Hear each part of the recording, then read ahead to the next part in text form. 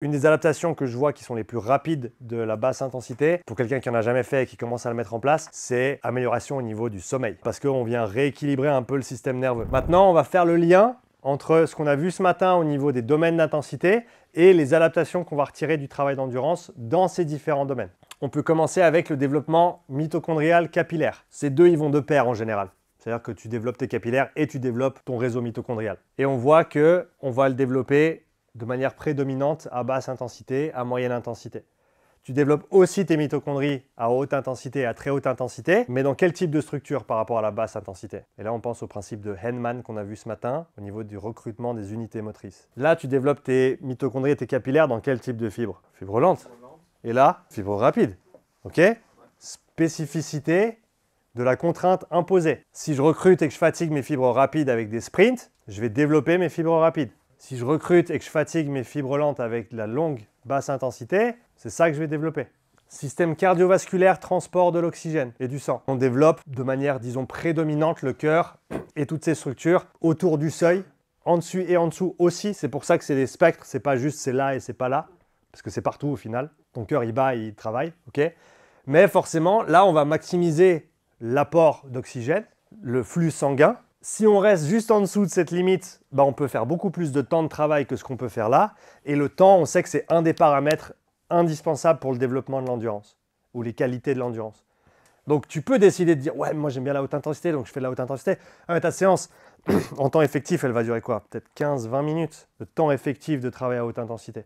Alors qu'une séance de seuil, tu peux faire 40 minutes, peut-être 1 heure avec un peu d'entraînement. Je peux faire 3 fois plus de volume. Et ça a beau être un peu moins dur, tu n'es pas en PLS à la fin, en tout cas pas pareil, tu as fait 3 fois plus de volume. Donc, bien choisir ce qu'on va mettre en place. Développement du système respiratoire, ça c'est une particularité. Le système respiratoire en tant que tel, il n'est pas vraiment sollicité, sauf à haute intensité, et forcément à très haute intensité aussi. Pourquoi? Qu'est-ce qui active la ventilation? Qu'est-ce qui fait que tu respires plus fort? C'est quand tu commences à créer une dette en oxygène, non? Il y a l'oxygène, il y a quoi comme autre gaz dans le corps? CO2. Ah. Qu'est-ce qui se passe? C'est quoi? Il vient d'où le CO2? On l'a vu ce matin. Les mitochondries. Les mitochondries, c'est ça. Ouais. Le cycle de Krebs, hein?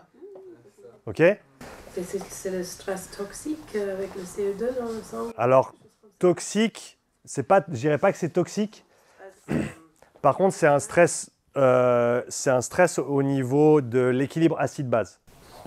Qui nous pousse de respirer plus, qui pousse le... Exactement. Ok, on a des chimiorécepteurs, chémorécepteurs, je suis jamais sûr de comment dire ce mot, au niveau du cœur et au niveau du cerveau aussi, qui vont en gros, c'est comme un détecteur de fumée, hein, qui va sentir quelle est la concentration de CO2 dans le sang. Et c'est ça qui va signaler à ton cerveau de ventiler plus fort, pour te débarrasser du CO2. Si tu souffles sur un feu pendant 30 secondes, il se passe quoi? Tu as la tête qui tourne, tu as mal à la tête parce que tu as fait baisser tes niveaux de CO2 très rapidement.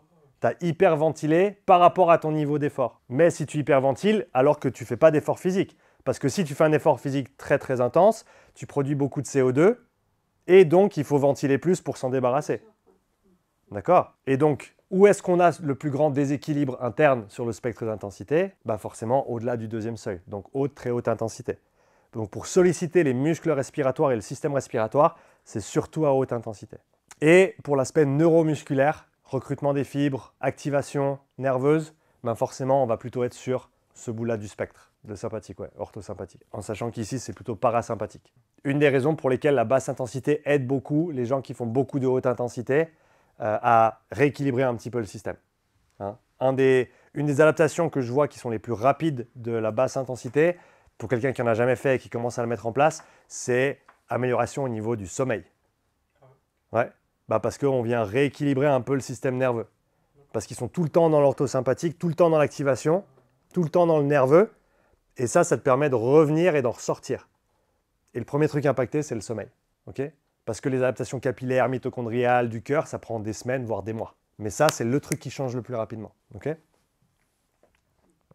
Si on se concentre sur les mitochondries, on l'a dit avant, on développe des mitochondries dans toutes les fibres. Fibres rapides, elles ont moins de mitochondries. Et il s'avère qu'elles n'ont pas le même fonctionnement au niveau de leurs mitochondries. Tu peux schématiser, tu peux te dire que les fibres rapides, elles ont 3 fois moins de mitochondries, mais par contre, elles utilisent 3 fois plus d'oxygène. Elles essaient de compenser leur manque de volume par leur fonction.